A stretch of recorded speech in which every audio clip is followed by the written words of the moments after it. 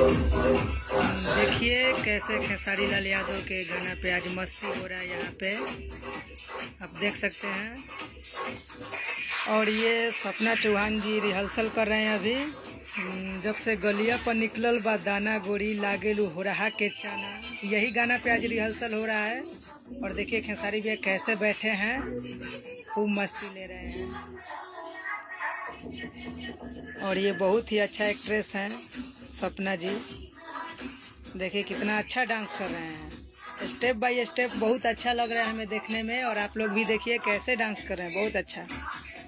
खेसारी भैया भी कुछ समझा रहे हैं, आप देख सकते हैं, बहुत अच्छा लग रहा है। और आज हिट मशीन जी के साथ में रिहर्सल का हम लोग खूब मजा ले रहे हैं।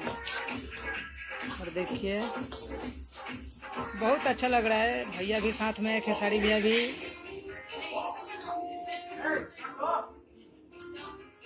और ये अब देखिए अब यामिनी सिंह जी का बारी आया है और बहुत ही अच्छा डांस कर रहे हैं। इनका डांस का जोड़ा नहीं है। और बहुत ही अच्छा सॉन्ग बज रहा है, खैबा मेहरी के हाथे तो मोटा जइबो हो। बहुत अच्छा, बहुत हिट हुआ है ये गाना, देख सकते हैं। बहुत अच्छा रिहर्सल हो रहा है यहाँ पे, बहुत मेहनत होता है, सही रिहर्सल होता है।